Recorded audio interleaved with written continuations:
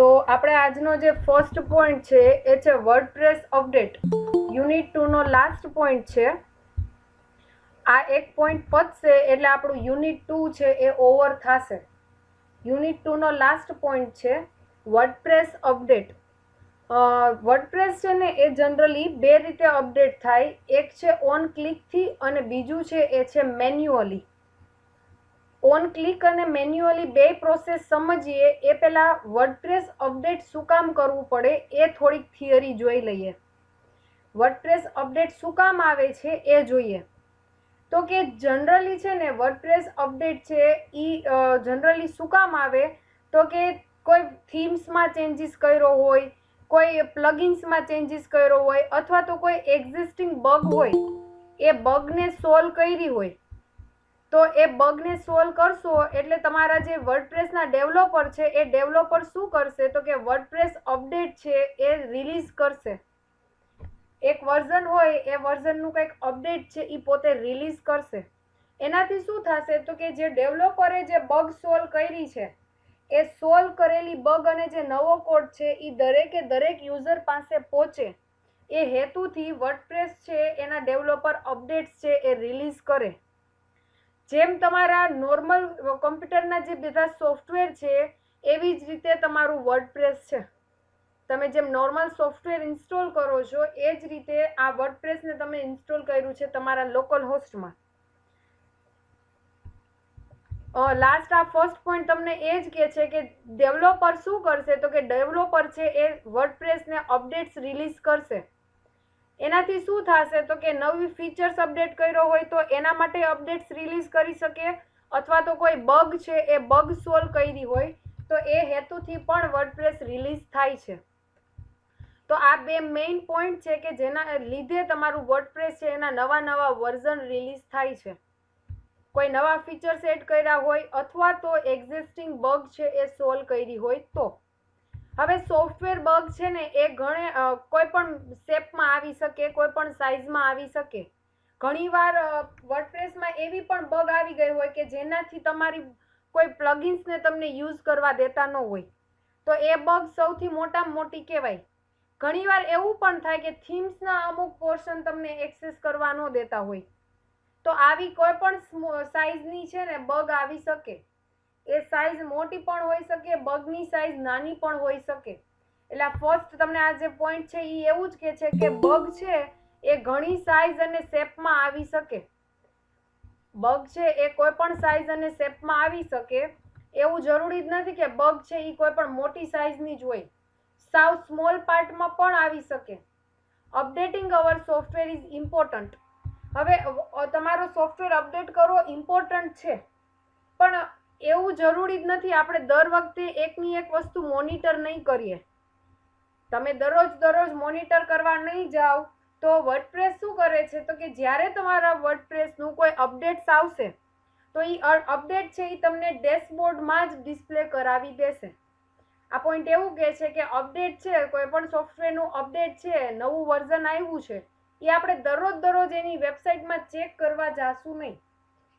તો વર્ડપ્રેસ કેવી ફેસિલિટી આપે છે કે કોઈ પણ થીમ્સનું, પ્લગિન્સનું કે વર્ડપ્રેસનું અપડેટ આવ્યું છે એ તમને ડેશબોર્ડમાં જ તમને ડિસ્પ્લે થઈ જશે. તો તમને ડેશબોર્ડમાં તમે જાશો લોગિન થઈ એડમિન પેનલમાં એટલે તમારું કોઈ અપડેટ્સ આવ્યું હશે તો એ ડાયરેક્ટ તમને ત્યાં ડિસ્પ્લે કરશે. To update WordPress you have to add, delete, replace some file manually or automatically. તમારે વર્ડપ્રેસની કોઈ ફાઇલ છે એને અપડેટ કરવી છે, ડિલીટ કરવી છે કે એડ કરવી છે કે રિપ્લેસ કરવી છે તો આ વસ્તુ બે રીતે પોસિબલ છે. એક મેન્યુઅલી અને બીજું છે એ છે ઓટોમેટિકલી. આપણે આજે બે પ્રોસેસ જોશું વર્ડપ્રેસ અપડેટની, મેન્યુઅલી અને automatically. WordPress can be update by two ways. One is on click and second is manually. WordPress તમે બે રીતે અપડેટ કરી શકો, એક ઓન ક્લિકથી અને બીજું છે એ છે મેન્યુઅલી. તો આપણે ફર્સ્ટ જોઈ લઈએ ઓન ક્લિકથી. વર્ડપ્રેસ ઓન ક્લિક કઈ રીતે થશે અપડેટ એ જોઈએ. આ વાત કઈ છે તો કે તમારા લોકલ હોસ્ટમાં તમે આપણે વર્ડપ્રેસ ઇન્સ્ટોલ કર્યો છે એ કઈ રીતે અપડેટ કરવો એના સ્ટેપ છે. એક ઓન ક્લિકથી પણ થઈ શકે અને બીજું છે એ છે મેન્યુઅલી પણ અપડેટ થઈ શકે. In this method, WordPress will automatically download and replace the right file by itself. આમાં તમારે કોઈ પણ વસ્તુની જરૂર નથી, તમારે એક ક્લિકની જરૂર છે. તમે એકવાર ક્લિક કરશો એટલે વર્ડપ્રેસ ઓટોમેટિકલી ડાઉનલોડ કરી લેશે જે નવું વર્ઝન આવ્યું છે એ, અને સાથે સાથે એ રિપ્લેસ પણ કરી દેશે. તમારે આ મેથડ કરશો તો તમે શું અવોઇડ કરશો, તો કે તમારે એરર આવવાના અને ટાઈમ બગડવાના ચાન્સીસ ઓછા છે. તમે આમાં મેન્યુઅલી નથી કરતા, ઓટોમેટિકલી કરો છો, ઓન ક્લિકથી કરો છો, એટલે તમારે એરર આવવાના અને કોઈ ટાઈમ બગડવાના ચાન્સીસ નથી. આ વર્ડપ્રેસ ઓટોમેટિક જ પોતાની રીતે બધું કામ કરશે, એટલે એમાં તમારો ટાઈમ છે એ ગેઇન થશે નહીં. હવે શું કરવાનું, તો કે કઈ રીતે અપડેટ થશે, તો કે to update WordPress in on click to in the update entry of the dashboard menu. Dashboard મેનુમાં જ તમને આ વસ્તુ અવેલેબલ છે. જો તમારું નવું વર્ઝન છે એ અવેલેબલ હશે તો ડેશબોર્ડની સ્ક્રીનમાં તમને એવું બતાવશે, N update version of WordPress is available. આવો મેસેજ છે એ મેસેજ તમને બતાવશે જો તમારું વર્ડપ્રેસનું નવું વર્ઝન અવેલેબલ હશે તો. અત્યારે જો તમે ઓલરેડી અપડેટ વર્ઝન યુઝ કરતા હોય તો તમને આ મેસેજ બતાવશે નહીં. એટલે એના માટે મેં એક સ્ક્રીનશોટ લીધો છે કે જો તમને આ ડેશબોર્ડમાં આવા ટાઈપનો મેસેજ બતાવશે, N update version of WordPress is available. તમારું અત્યારે જે તમે વર્ડપ્રેસનું વર્ઝન યુઝ કરો છો એ વર્ઝનથી પણ એક વર્ઝન અપડેટ અવેલેબલ છે. જો તમારે આને અપડેટ કરવું હોય તો અપડેટ નાવના બટન ઉપર ક્લિક કરશો એટલે બધી વસ્તુ ઓટોમેટિક પરફોર્મ થશે. જોઈએ આપણે. N update screen have to buttons. હવે અપડેટ સ્ક્રીનમાં બે બટન અવેલેબલ છે, એક અપડેટ નાવનું છે અને બીજું છે તમારે જે અત્યારે નવું વર્ઝન છે એને ડાઉનલોડ કરવું હોય તો. પણ આપણે અત્યારે ડાઉનલોડ નહીં કરીએ, આપણે અપડેટ નાવ ઉપર ક્લિક કરશું. The first button is on the click method. If you click on the update now button, WordPress will lead you to another pages which inform you of progress of automatically. આ શું કહે છે, આપણે download 4.5 ઉપર click કરવાની જરૂર નથી.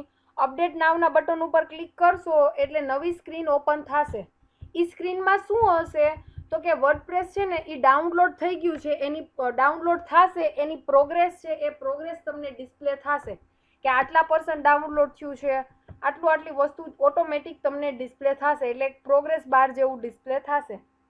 It will download latest version, deactive your plugins, replace the right file and reactive your plugins. All you have to show is wait just a few seconds or minute.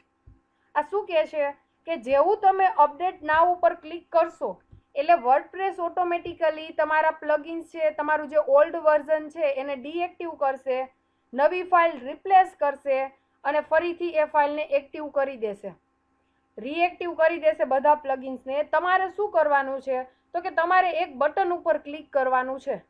A button ઉપર click કરશો એટલે થોડીક second સુધી રાહ જોવાની.